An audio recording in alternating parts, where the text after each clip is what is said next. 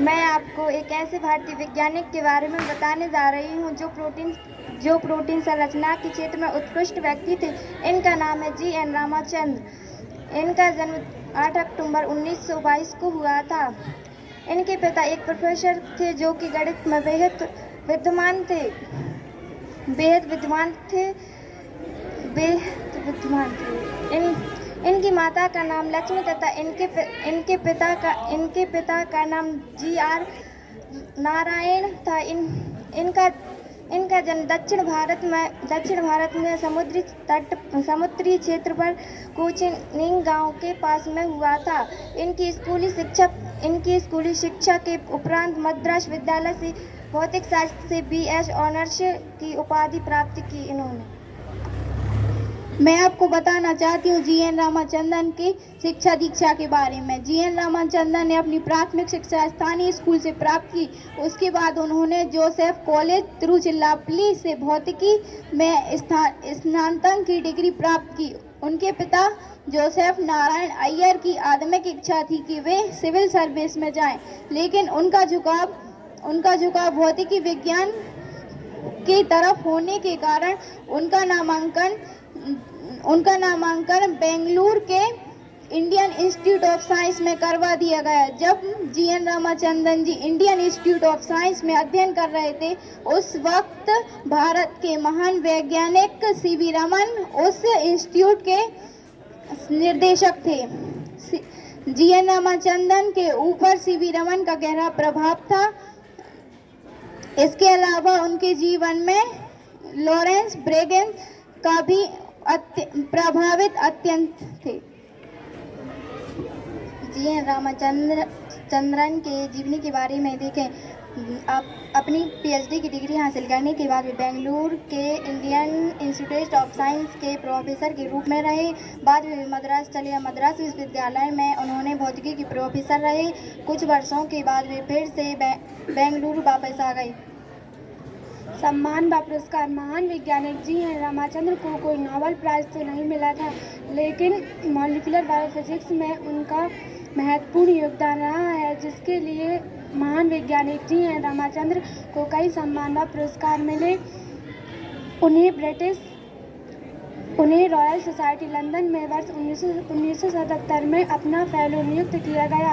इसके साथ साथ उन्हें भटनागर पुरस्कार तथा मेघनाथ साहा पुरस्कार तथा बॉल्टीमोर पुरस्कार से सम्मानित किया गया। 1999 में क्रिस्टलोग्राफी के उल्लेखनीय योगदान के लिए उन्हें ईवोल्ट पुरस्कार भी प्रदान किया गया। जी.एन. रामचंद्रन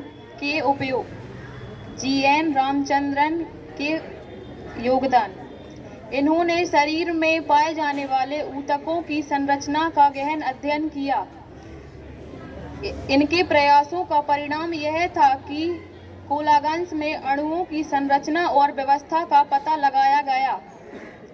वर्तमान में विश्व के अनेक वैज्ञानिक शरीर में पाए जाने वाले रसायनों के बारे में जानकारी प्राप्त करने के लिए प्रयास कर रहे हैं। जी.एन. रामचंद्रन साहब ने भारत में 2 आणविक बायोफिजिक्स की स्थापना की, जो कि पहला है मद्रास में और दूसरा बेंगलोर में।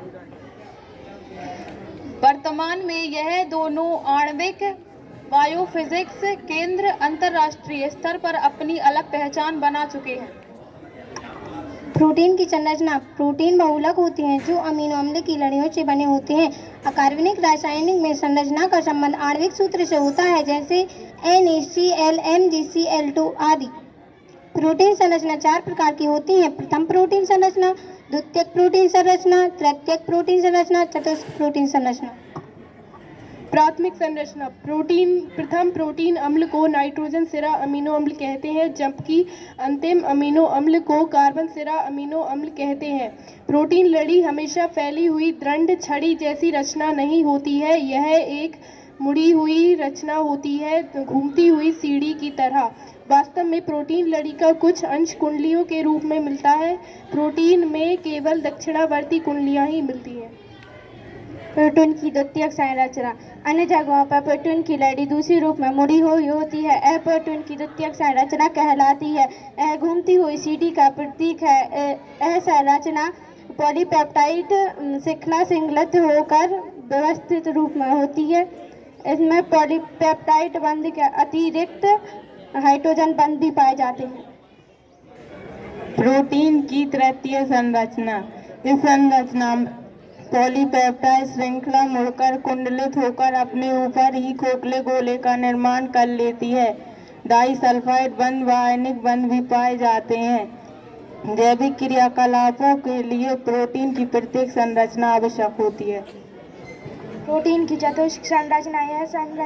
हर प्रोटीन कुछ प्रोटीन ऐसे भी होते हैं जो एक से अधिक पॉलीपेप्टाइड या उप-इकाइयों से बने होते हैं। यह इस ढंग से व्यवस्थित होते हैं कि एक दूसरे के सापेक्ष व्यवस्थित होते हैं। यह 4 उपखंडों से बने होते हैं। यह प्रोटीन की चतुष्क संरचना कहलाती है। वयस्क मनुष्य का हीमोग्लोबिन 4 उपखंडों का बना होता है, जिसमें 2 एक दूसरे के समान होते हैं। 2 उपखंड अल्फा तथा 2 उपखंड बीटा प्रकार के होते हैं, जो आपस में मिलकर मनुष्य का हीमोग्लोबिन बनाते हैं। रामचंद्र की मृत्यु। रामचंद्र पारसिक रोग से पीड़ित थे, जो उन्हें दिल का दौरा पड़ने से उनकी मृत्यु 7 अप्रैल 2001 में उनका निर्धारित चेन्नई में हो गया।